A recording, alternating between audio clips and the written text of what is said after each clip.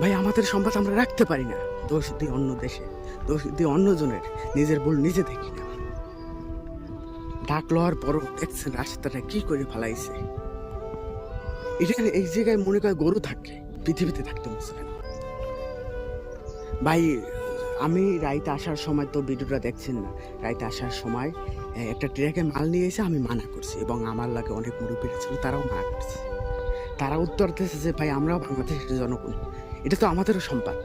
ভাই তোমাদের সম্পদ হইলে তোমরা কিভাবে তোমাদের সম্পদ ফালাই দাও, ক্ষয় করে ফেলাও? তোমাদের বিবেকটা থাকতো ভাই, তোমরা হয়েছে কুকুরের বাচ্চা। আমার ভিডিওতে বলার জায়গা নাই, এত বাসা ভাই। এই জায়গা দিয়ে এখন মানুষ যাইতে পারবে না, আর দেওই হইবে না যে রাস্তাটা ঠিক হইবে ভাই। আর আমাদের বাংলাদেশের মানুষ এত খারাপ ভাই, আমাদের বাংলাদেশের মানুষ এত খারাপ বলার বাহিরে ভাই। এই জন্য কথার বাহিরে যে আমাদের বাংলাদেশের মানুষ একজনে ভুল করে তার প্রতিবাদ করে না, তার প্রতিবাদ করা জানে না ভাই। কি করে হেলাইছে রাস্তাটা দেখে, কি করে হেলাইছে, কাটতে কি করে হেলাইছে ভাই, দেখেন কি করে হেলাইছে ভাই।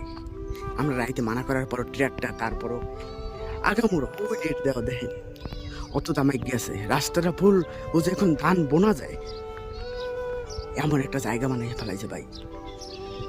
কেউ প্রতিবাদ করে না ভাই, কি জন্য প্রতিবাদ করে না জানি না। তবে ভাই দোষটা দেখে যেখানে পালাই যায় সময় দোষটা দেয়, তার আগে দেয় না দোষটা।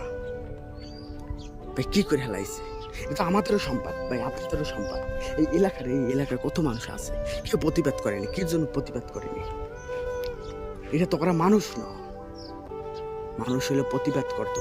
এই রাস্তাটা ঠিক করতে এখন কত ঝামেলা হবে, এই রাস্তাটা আর ঠিক হবে না।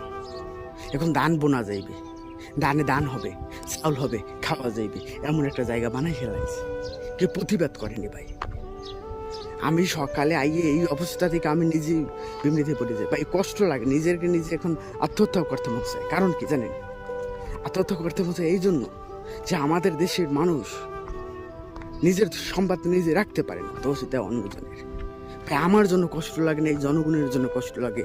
এই জায়গায় আর কবে না কবে আমি আসি, কিন্তু কবে না কবে আমি আসি, কিন্তু এই জনগণ, এই রাস্তা, এই গ্রামের জনগণ তো এই রাস্তা দিয়ে চলাচল করবে, কিন্তু এই গ্রামের চলাচল কিভাবে করবে ভাই? রাস্তাটা কি করে হয়েছে, কিন্তু কেউ প্রতিবাদ করেনি।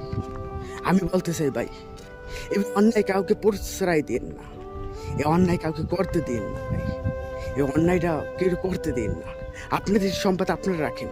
এই ছেলেরা আমার রাইতে বলছে যে যারা বেড়ারা ছিল ট্রাকের, আমার বলে আমাদের সম্পদ না ভাই, আপনাদের সম্পদ হলে আপনারা কিভাবে ক্ষয় করেন?